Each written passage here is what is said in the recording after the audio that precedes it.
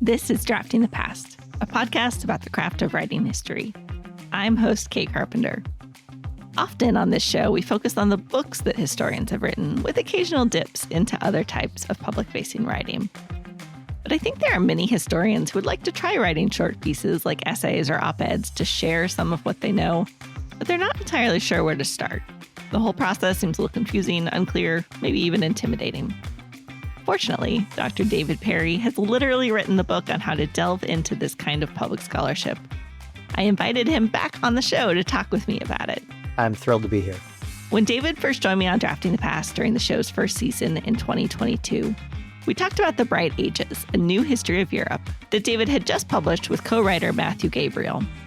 We also talked about the many essays and op-eds that David had written for public outlets. I highly recommend that you go back and listen to that episode 10. It's especially inspiring for anyone interested in co-writing or who does not find that writing comes to them naturally. Since that conversation, David and Matthew have co-authored a second book called Oathbreakers, The War of Brothers That Shattered an Empire and Made Medieval Europe. And David has continued to write prolifically for the public. He has also been enthusiastic about giving other scholars the tools to do the same, and he started offering a workshop on public writing for university faculty and graduate students. Now he's bringing that advice to all of us in a short, essential book called The Public Scholar, a practical handbook. I asked David to come back on the show to talk to me about this book and ask for some encouragement for nervous potential public scholars. Here's our conversation. So we're going to do things a little differently since you've been here before. But I will first ask you, has anything changed about your writing process since the last time we talked?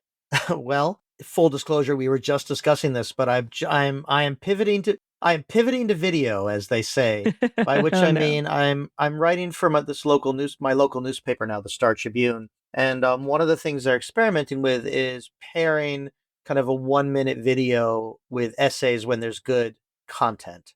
And I did an essay about a rock show. So as you might expect, there's good content and about history and about Irish music and about St. Patrick's Day. And so that's I'm thinking about writing what happens when you try to distill what you're doing to 6 sentences and 50 seconds of video and images, which is, the video selection, that's also writing. I don't know if that's changed about my writing process, but I sure am thinking about it right now as we talk. Like, what does that look like? What do I do differently? So it's fun. That's fascinating. I'm gonna look it up once they put it up, so I can kind of see like how you translated that piece into the video. I'm super excited to have you here to talk about your new book, The Public Scholar.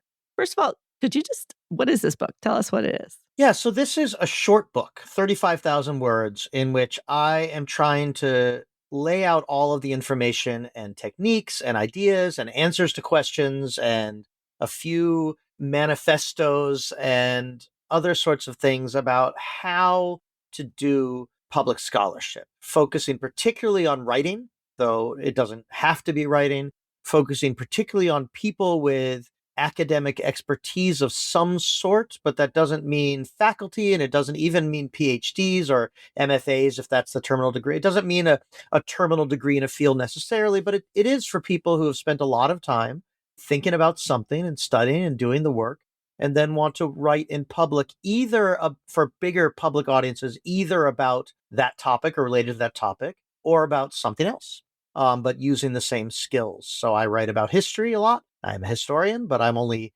one type of historian, as we all are. I'm a medieval historian, but I'm writing about Irish music and Irish history right now. So, that's fine. But also write about my son who has Down syndrome and Medicaid policy. And I argue these are kind of all public scholarship. So it's really a book about the how. And I think it's the first book on this kind of thing that just says, here's how you interact with editors. Here's how you write a pitch email. Here's how you structure an essay. There's a lot of people, many much smarter and better writers than me, who have written about the importance of the public intellectual or the problems of the public intellectual. There's a 40-year, at least, discourse on that latter one, including Edward Said and other true luminaries. But I've been doing this workshop. So I guess the better answer is, for the last 10 years, I've been doing a workshop. I go to colleges and universities and other groups, and I say, here's how you write your pitch. Okay, write a pitch. Here's what's good. Here's what I would change. I say, now Here's how you write an essay. All right, draft an essay. Let's talk about leads. Let's talk about news hooks. Let's talk about rebuttals. And okay, now you've sold an essay. Let's talk about getting paid. Let's talk about social media. Let's talk about expanding from an essay. I've been doing these workshops and I like them. I think they're good. I think that people learn something, and definitely there have been people who have succeeded. And now I've put that down in book form. So you can still hire me to come to your campus, but also people could buy this book. I really like about this book that you don't just tell people how to pitch and how to write pieces, which of course is important, but it's advice that's also out there. But you also kind of talk about the entire spectrum of the public scholarship process, from like figuring out what you might want to talk about to getting paid and how to send good emails to editors. And I think those are all things that are sort of like, in academia, we talk about like the secret curriculum, or the hidden curriculum. There's kind of a hidden curriculum of public scholarship too. And I like that you really shine a light on that. Yeah, absolutely. It's absolutely a hidden curriculum. And it's not unusual to us, as you say, as academics. And that's one of my big arguments. A lot of the academics should write for public kind of writing is very much based on the assumption that academics can't write, and that academic writers are bad but need to be good. Or I don't know, my whole life there's been this. And I think that's sort of nonsense. What I'm really interested in is that academics develop skills to understand how genres work, understand how systems work. And by systems, I don't mean just sort of intellectually studying systems, but how do grants work in your field? How does publication work in your field? What are the different kinds of presses? What do you have to write to get published in one type of journal versus another? What is a cover letter? What needs to go into a cover letter for a job application? And clearly, access to that information and training is not equal. There's the whole hidden curriculum in, academic jobs world and these sorts of things. All of those skills that people use to learn how to write a book review in your discipline are the same skills to learn how to write this kind of thing, my kind of public essay, but it is different content. You have to actually do the work, and you have to know to do the work, which people don't even know they have to do the work unless someone tells them. So I'm telling them and then modeling it, hopefully. Yeah, I mean, you've been modeling it for years for us. So I love that you've written this book to kind of bring all that knowledge together. I want to know, I know out there are academics or maybe even non-academics who are listening to this and thinking, cool, this sounds great. I'm glad he's written this book. Also, it sounds terrifying though. Like, I don't know if I could do it. I don't know if I could write for the public. What would you say to those people? Well, every time we go into a classroom, we're doing something analogous to this. That doesn't mean going to a classroom isn't scary. It can be very scary, particularly when one starts or in new contexts. But we are doing this kind of work. In many ways, that's more important than what I'm talking about. I think in almost all the ways, at least it potentially can be. And so if you're comfortable, if you become comfortable doing that, even if comfortable means a lot of stage fright first. I'm a musician. I know musicians who have never felt stage fright, and I know musicians who need to go vomit before they get on stage. But that has nothing to do with whether they do it or not, right? It's about a process. So if you can do that teaching, then you can do this. I can also say that the risks are real, though not the worst case scenarios that people have heard about are extreme outliers. The best case scenarios people have heard about are also extreme outliers. The ones where people get famous and win huge awards. And I mean, I'm really lucky to have a blurb from Tressie McMillan Cottom, who I would say is a positive outlier on a scale that is just almost unthinkable to me, right? MacArthur Awards, big jobs, New York Times columns. That also is really unlike, National Book Award, right? Or finalists like that.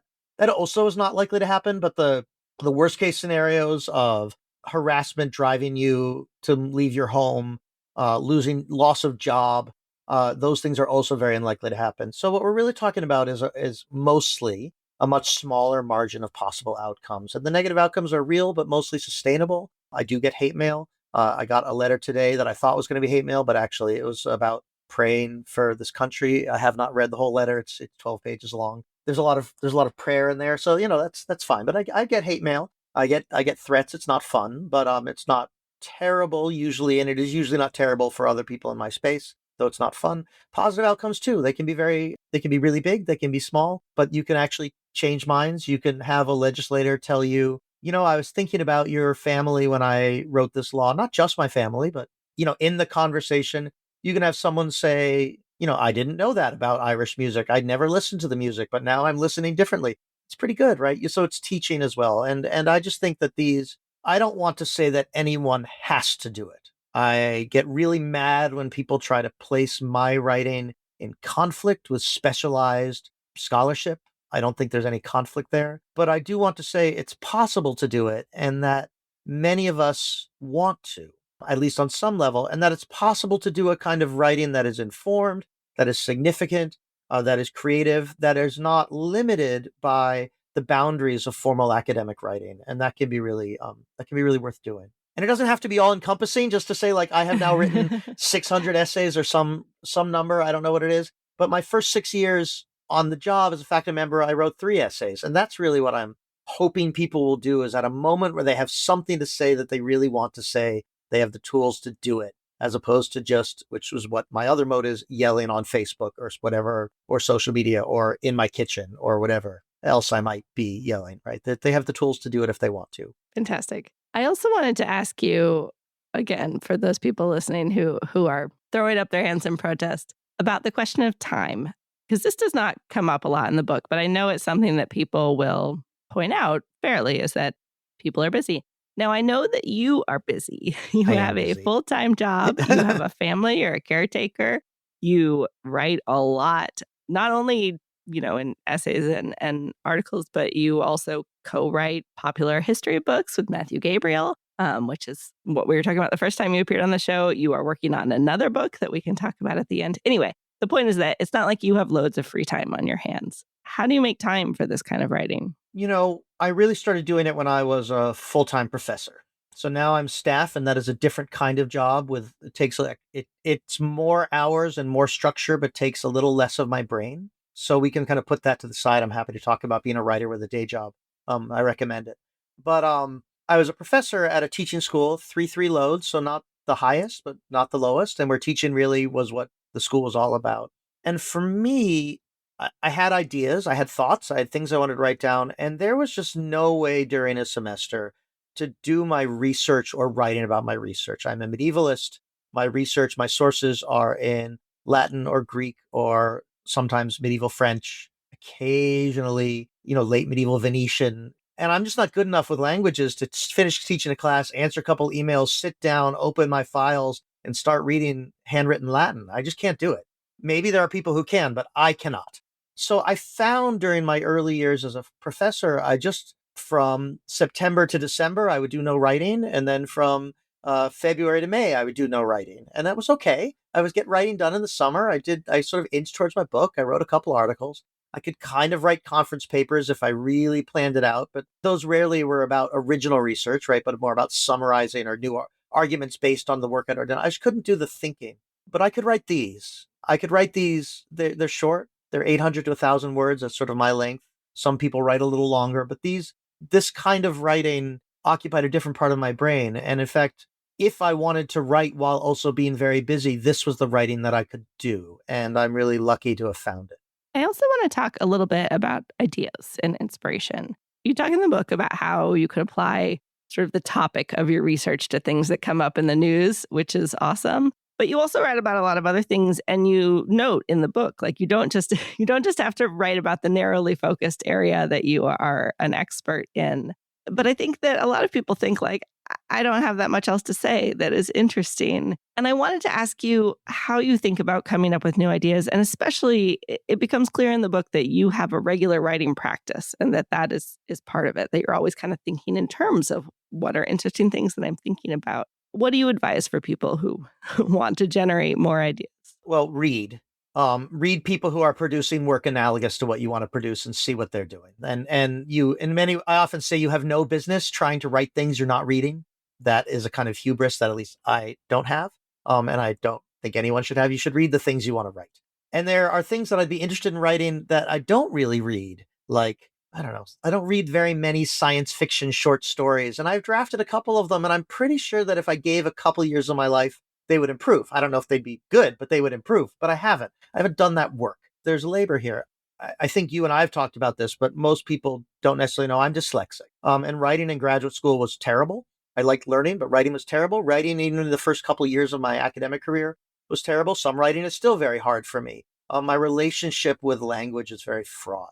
But I started doing this work and really committing to it in 2013. I remember saying to my brother and sister-in-law in June of 2013, no, I really want to do this, and thinking about how I could get better at it. And so I started a blog.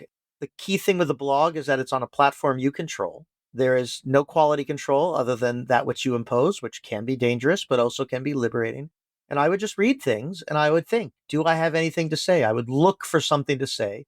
And then I'd write a couple sentences down. And then if I had more, I'd write 3 or 4 more sentences. Then often I just hit post. Sometimes I would just hit delete. But that I built a daily writing practice for I don't know, 5 or 6 years. So years to really become more skilled at moving from a vague sense of things to sentences that someone else might read. And I don't know that you have to do that, but it is what I did. And then it gets faster. And throughout this book, and I'm not the only one, I use the analogy of I've already done it today, of teaching, that I think the thing that is most analogous to this kind of writing is preparing and delivering a class rather than writing a university press monograph. That is a very different kind of part of my brain. When we start teaching in grad school, I remember the first time I had to teach my own class, I put a lot of hours into every class, a lot of hours, way more hours than I need. If it was a 50-minute class, I probably had 4 hours of material ready to go. I probably had, I don't know how many hours to prep for each class. I put in enormous amounts of work in for each class. And now if you said, hey, David, it's 11:45 right now at 2 o'clock, I need you to go teach about the investiture controversy. So that's a medieval thing. I'd say, sure. I would take 30 minutes. I'd pull together some things. I'd grab some sources. I'd skim them. I've read them before. I pretty much know I know right now what I want to say about the investor controversy, and I'd go do it. It'd be fine. It'd be a good class. I think I could do it right now. If I didn't need a PowerPoint, I think I could do it right now. Let's not, though. That's because I've practiced, not because I'm a brilliant teacher, but because I've practiced. And this kind of work, I've practiced and gotten better at it and gotten faster at it and gotten better at just seeing framing in events that I want to talk about. So, I was thinking about, I'm an Irish musician. We have St. Patrick's Day coming up. We're having this conversation in March. One of my favorite bands, the Dropkick Murphys, was coming to town. And I was thinking about Irish history and about anti-colonial music and anti-occupation music, about a song's, the Fields of Athenry, a great song that people do in pubs everywhere, but also that the Dropkick Murphys, this punk band, delivers a pretty straight version of that I know. It's a song about breaking up families and deporting one of them to a country they don't know. It's an Australia in this case.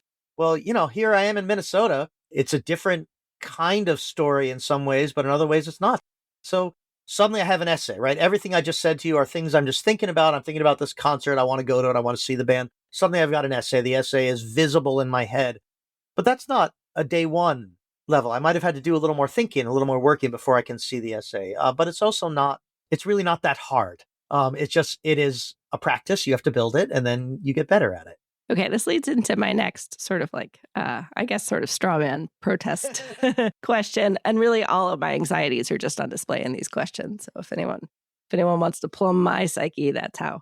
But, I told you ahead of this that I often joke, but actually I'm very serious and say that there's a mean academic who lives in my head, that whenever I'm trying to write something, that person is pointing out all of the flaws in my argument. They're saying this isn't original. So-and-so wrote a book on this 20 years ago. What right do you have to talk about this? You're not an expert in this subject. What advice do you have for people, and by people, I mean me, who have an internal mean academic? So first of all, I want to be clear, this is not a joke. My first answer, which is therapy. Yes. I have a therapist, right? I have a long history of mental health issues. I have a therapist. I haven't actually seen her lately because things have been pretty stable, but I'm sure that will change and I will be seeing her again. Adequate mental health support, community support, whatever that looks like for people, I actually think is really important. There's a lot of jokes about men not going to therapy. I do not write essays instead of going to therapy. I write essays because I go to therapy. And I think that's really, really, it's fun to make the jokes, but it's not a joke.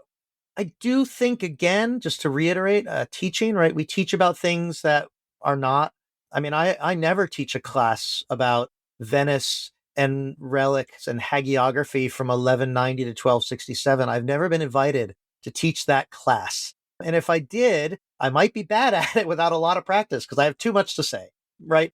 We teach about things we care about and that we think are interesting and that we are informed about, but that, maybe we don't write university press monographs about. And that's okay, because that's not the job of the teacher to only teach the thing that they're very narrow on. And if you're at a research university, you get to be a little more narrow. And if you're at the kind of school where I was at, where I had antiquity to the early modern period, and I did teach a little, though, modern as well. And we did not have anyone who was an expert in Asia. So the Africanist and I figured out what we could teach about Asia, because we thought that might be important for our students, but it wasn't what, we didn't have the faculty line. We had no one else to teach it. So it had to be us. And you do the reading and you think really hard and you talk about it.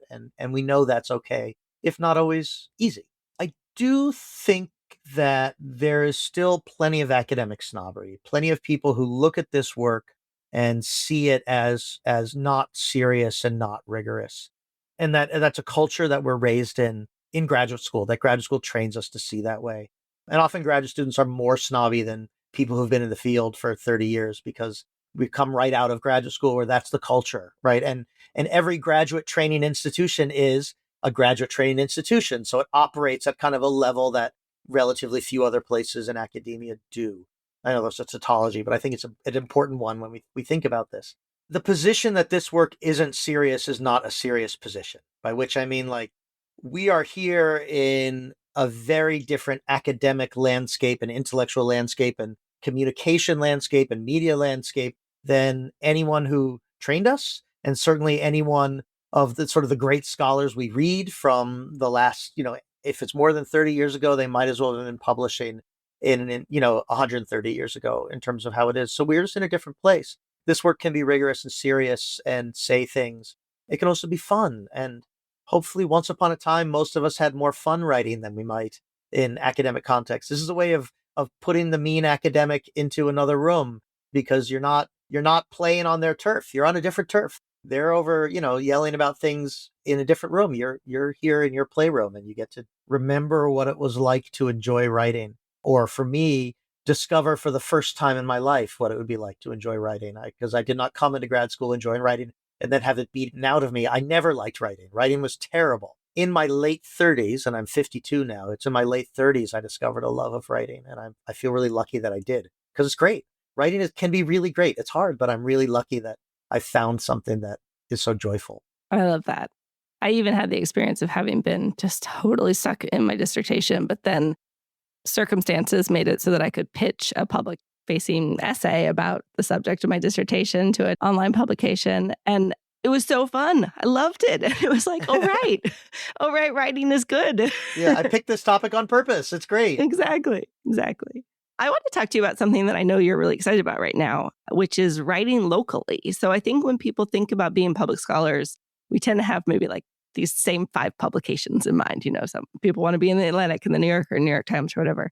But you make the case in the book that there's obviously a lot of much more local and regional outlets looking for people to write for them. And I know that's something that you've been doing more and more of and getting a lot out of. Can you talk about sort of local writing? Absolutely. So and just so people know, I'm putting my money where my time where my mouth is, or whatever. After the last election, I thought very hard about what I wanted to do with where I could be useful. And I decided I would try and see if it was useful and see if someone wanted to publish me, to write for a local outlet. And I was lucky enough to start at the Star Tribune, which is the Minnesota Star Tribune. If you have been following the events this winter in Minnesota, you have been reading their coverage. All media outlets are large and complicated and have multiple moving pieces, some of which I like better, but I think it's great. I'm really proud to be associated with it. And now I'm on their staff as a contributing columnist for at least this year. I just thought it would be worth putting my time in writing locally, in part because then you know who your readers are. That, I would write for CNN. It was great. Felt really neat to see CNN, David Perry in the same picture, right?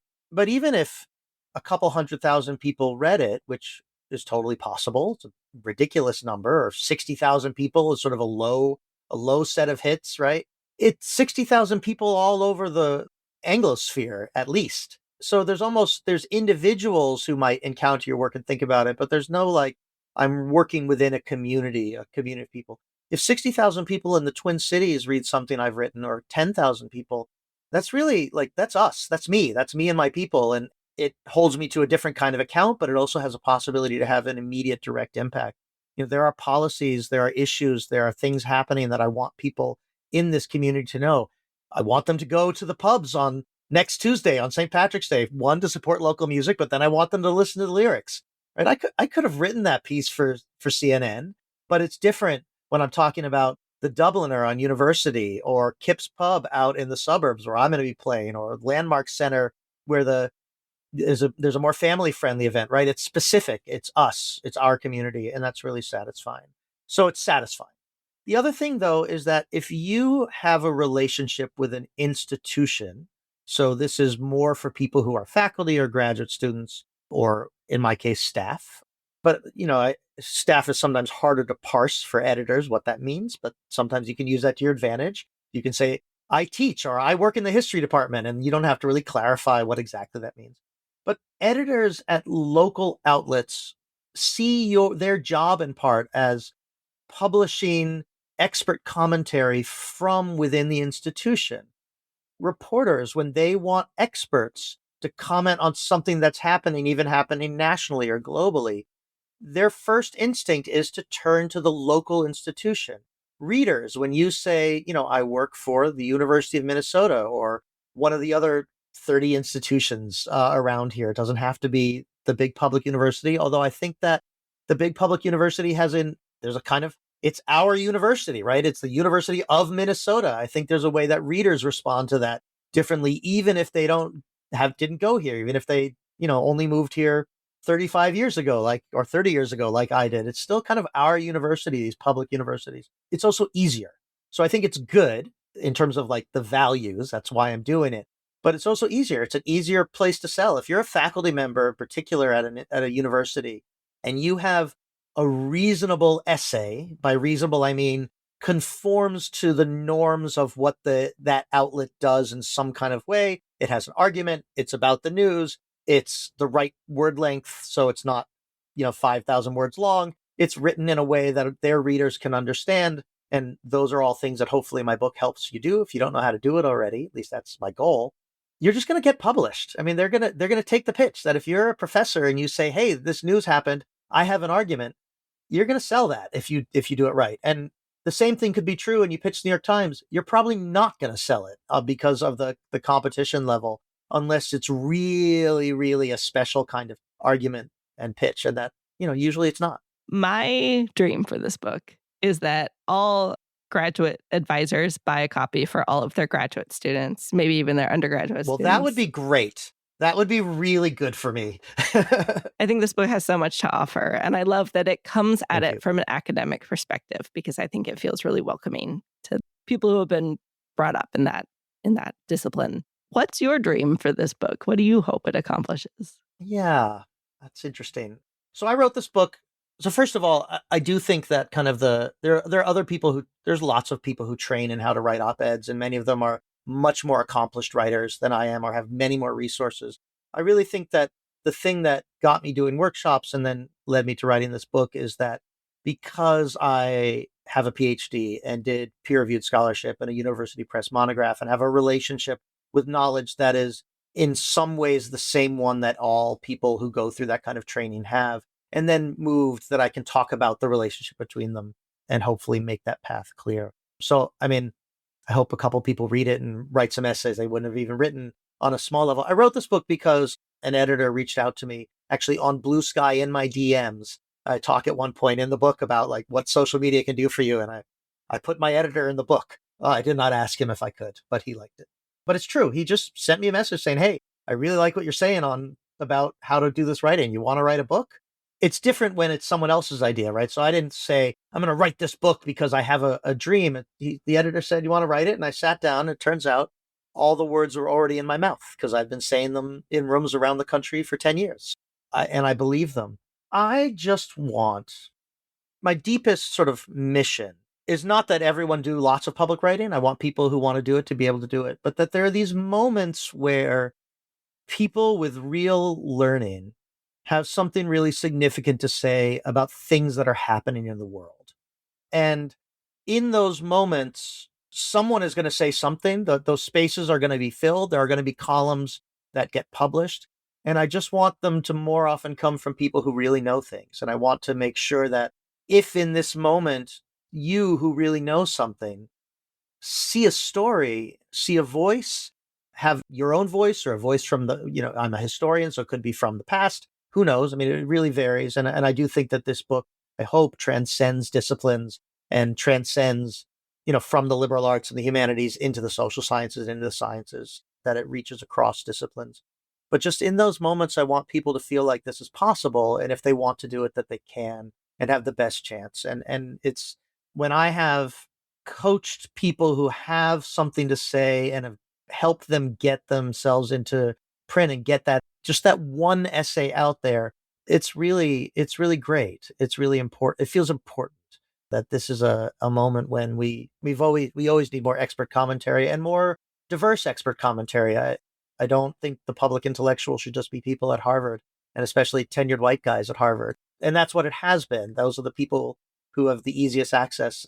But there are editors who are waiting to hear from you wherever you are and whatever your credentials. And if you have something to say, I want to make sure you can say it.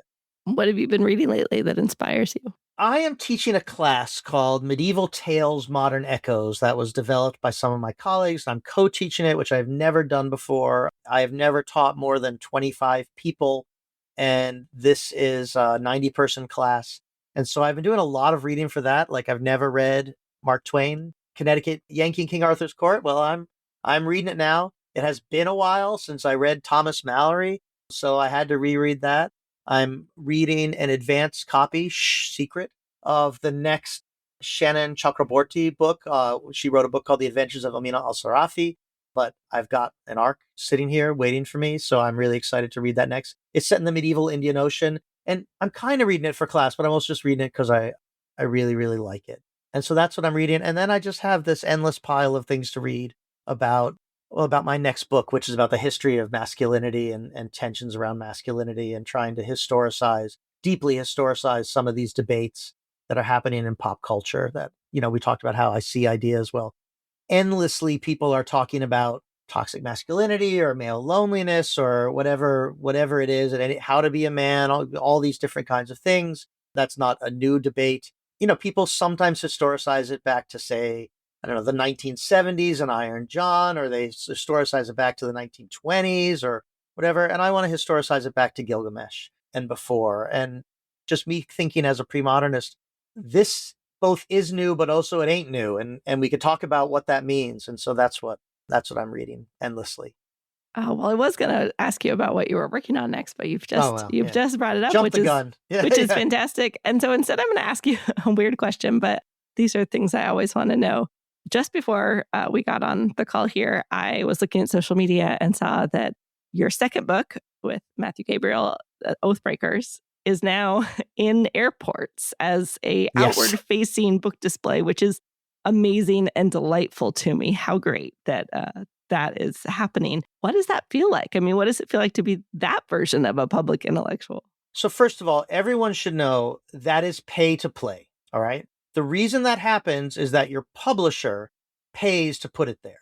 So that's not nothing, right? That's a sign that HarperCollins has decided that for the month of March, and they did tell us this was going to happen back in November or October, but it hadn't happened yet. And I had actually forgotten about it till my sister saw it there.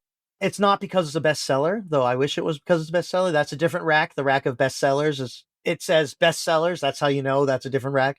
This is the one that the publishers think someone looking for a book before they get on a plane would pick up and buy. It is a place where people encounter books who otherwise don't encounter books a lot in their life. The airport's like a really important space to encounter different readers. It's surreal. I mean, it's really surreal. But I can remember before my first book with Matt came out, the book, The Bright Ages, that when we were talking about short book versus long book and what we wanted to look like, I said, I want a book in which someone could buy it in the airport in New York and fly to LA and be basically done by the time they land, if they just sat there and read it. That's kind of the vision of what could happen if someone is really committed to it, that it's one long flight. Certainly flying across, they're going to Paris. Well, I need to learn a little bit more about the history of Europe. They read that book on the flight across the ocean. And so that feels a little more real. The Bright Ages did not get placed on an Outward magazine rack. It has mostly vanished from airport bookstores. People still buy it and read it, but it is not mostly in airport bookstores anymore. And so it's kind of surreal to see this book sitting in that in that rack next to a very idiosyncratic collection of other books that also reflect publisher choices of what they think people will buy. So, normally my book doesn't get shelved next to romance and self-help and whatever else is on that shelf. I mean, it's idiosyncratic.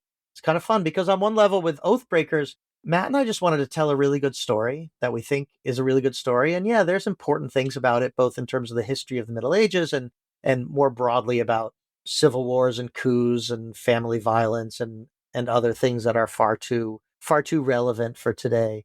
But we really thought we had a good story to tell, and we're excited to see it being treated like a good story. And maybe some fancy, I think it would be a great movie. And we don't really know, like there's hidden curriculum. I've been trying to figure out that hidden curriculum. And first of all, everyone who has says, well, basically nothing gets made. But I haven't really been able to figure that out. But I don't know. The story of Hamilton is that Lin-Manuel Miranda bought the biography of Hamilton in an airport, right? So I don't really want a musical version of Oathbreakers that already exists. It's called Pippin, which, if you don't know it, is a very trippy 1970s musical that is about Charlemagne's son Pippin. So it is exactly about the moment of our book. So that's weird. I don't really want another. I don't think we need another medieval Carolingian musical. One is one more than I would expect, but I do. Just one of the things about writing any kind of public work, books, articles, this podcast, whatever, is that mostly it goes out to readers you would expect it to go out to. I have a collection of readers through my social media networks that are usually the people I know who read my work.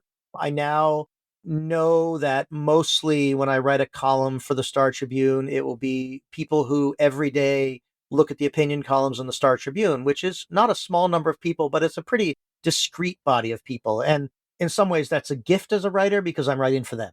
But it is always possible when you do public work that it will go places you just don't expect. And that can be terrible, but it can also be kind of magical. And so this is a moment where it feels like the book is on the edge of falling into spaces that I wouldn't have been able to expect. I wouldn't have been able to predict. I certainly can't control now. And so it's kind of exciting. At the same time, my expectation is that nothing will change, that it will be, some hundreds more people will buy the book and that will be great. And then March will come to an end and then there'll be different books on that rack and that will be okay too. I feel really lucky to have just sort of been there for a minute. I am flying in a couple of weeks and I will be stopping by Hudson News at every chance I get just to feel it for a minute though. Is there anything else you want to leave people who are thinking about picking up the Public Scholar or maybe already have? Anything you want to leave them with? Yeah, I mean, I'm very enthusiastic about where this, every writing project has the hopefully you're excited about stage and then the you're really, really, really not excited about stage. And then if you're lucky, you get back to an excited about stage at some point along the way. And I'm definitely in that mode. And the writing process, one of the things I was thinking about, because you and I have often talked about sort of the nuts and bolts of writing. I read a lot of this book directed to you. I mean, I use second person, and that is not how I write, but it is how I talk when I'm in a room of doing a workshop. I say, so you, and I mean, you, the person in the room right now. I mean, you, Kate, right? So that was kind of fun to just abandon other forms of writing and just sort of jump in on that. And I knew the book did what I wanted it to do when she actually blurbed it, Irina Dumitrescu, who is one of the writers I admire the most and who has succeeded. I quote in the book because I wanted to write about other kinds of public writing, including longer literary nonfiction. And I have written longer literary nonfiction, and I read longer literary nonfiction, and I have sold 0 pieces of longer literary nonfiction. And that's fine. I think that failure is part of this process. But I asked Irina about it, and then I sent her a copy of the book. And sort of 2.5 hours later, she wrote back and said, well, that was really fun. And I said, oh, so it's a voice that you can just sit with for a couple hours and just have it carry you through to the end. And that was really satisfying. That was really, then I knew that it was a good read, that it's sort of a good hang that the book is. And then it's done. And then it has these tools you can use as you go forward. Yeah, I read it in one sitting and then have it here because I know I will be referring back to it. Yeah, it's a one sitting book. Yeah. It's even a short, you don't even have to fly to LA. Dr. David Perry, I want to say thanks for writing this book on behalf of all of us who would like to write more for the public. So thanks for writing it, and thanks for joining me on Drafting the Past. Thank you so much, Kate. Thanks again to Dr. David Perry for returning to Drafting the Past. And thanks to you for listening. You can find his new book, The Public Scholar, A Practical Handbook, in the show notes, along with links to the newsletter he writes with Matthew Gabriel and the other books and articles we mentioned in this episode. Drafting the Past is produced by me, Kate Carpenter, and supported by the generosity of listeners on Patreon. Please help the show grow by telling a friend about it. Until next time, remember that friends don't let friends write boring history.